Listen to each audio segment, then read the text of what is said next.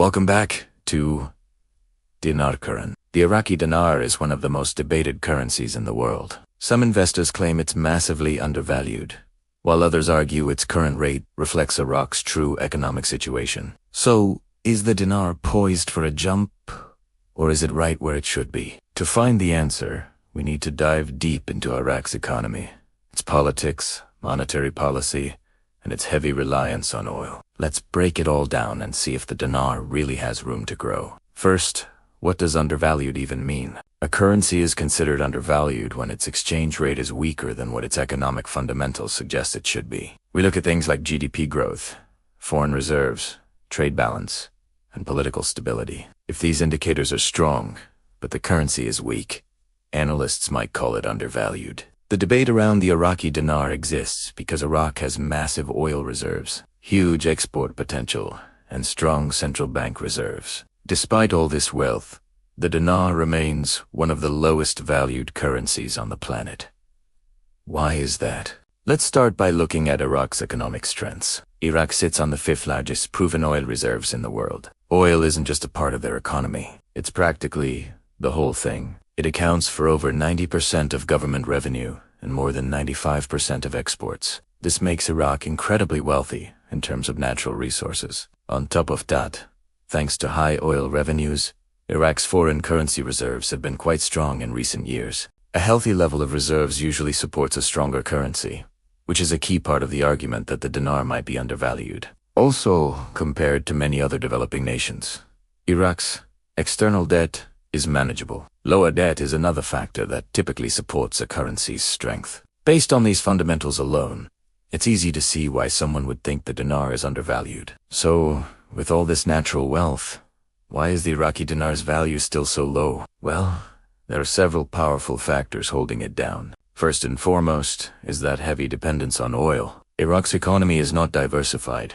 A single drop in global oil prices can devastate its government revenue, shrink its foreign reserves, and create widespread economic instability. This huge risk makes the central bank very hesitant to let the currency appreciate too much.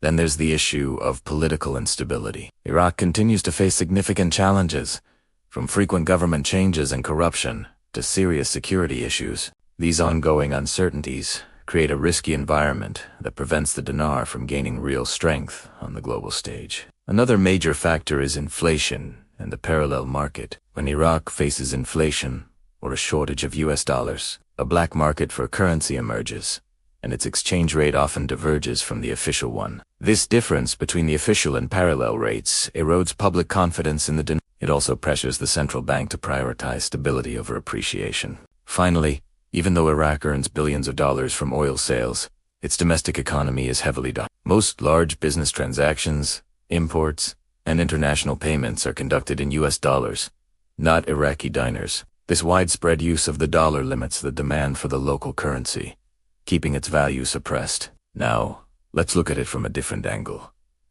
Purchasing power. The theory of purchasing power parity, or PPP, compares the cost of goods and services in different countries. If you're inside Iraq, the dinar feels a lot stronger. Prices for everyday things like food, fuel, and labor are much cheaper compared to global standards. This often leads people to believe the dinar must be undervalued. But here's the catch. PPP doesn't account for critical factors like political risk, the underlying structure of the economy, or government controls. It's a useful metric, but it can't be the sole justification for a massive currency revaluation. Market confidence and political stability play a much bigger role in a currency's international value. So, what is the central bank of Iraq's strategy in all of this? Their number one priority is stability, not appreciation. Think about it. A sudden, major revaluation of the dinar might sound great, but it could cause chaos. It would make Iraq's exports more expensive, which could harm what little non-oil industry they have. It would also reduce the government's oil revenue when converted back into dinars, creating a huge budget hole. To avoid this kind of market shock, the CBI maintains a controlled exchange rate. This strategy is designed to support economic stability, but it deliberately prevents the sharp appreciation that some investors are hoping for. This brings us to the big question. Does Iraq actually intend to revalue the dinar? The idea of a dramatic, overnight revaluation, often called the RV, is incredibly popular in online forums and social media. However, there has been absolutely no official statement from the Central Bank of Iraq to suggest a massive, sudden increase is coming. Instead, the bank is focused on slow, gradual reforms. They are working on things like promoting digital payment systems, cracking down on corruption, strengthening the local banking sector, and improving overall currency stability. Any future appreciation of the dinar is likely to be a slow, controlled process that happens over many years, not a sudden event. To put this in perspective, let's compare Iraq to other major oil exporting nations in the region. Countries like Kuwait, Saudi Arabia, and Qatar all have much stronger currencies. Why? Because they have stable governments, more diversified economies, advanced financial systems, and much higher GDP per capita. They've spent decades building robust institutions and attracting foreign investment. Iraq, on the other hand, is still in the process of rebuilding its infrastructure and strengthening its institutions after decades of conflict and instability. Until Iraq can make significant progress on these fronts, its currency will likely remain undervalued relative to its immense oil wealth. So, is there any potential for future appreciation? Absolutely. While a massive, overnight RV is extremely unlikely, the dinar could gradually strengthen over time. This will happen if, and only if, Iraq successfully implements key reforms. They need to diversify the economy away from oil, seriously reduce corruption, improve security and governance, and modernize their banking system. If they can attract more foreign investment and boost their non-oil exports, they will build real, sustainable economic value. This is what would allow the dinar to appreciate naturally and gradually, reflecting a genuinely stronger economy. Let's look at this from an investor's perspective.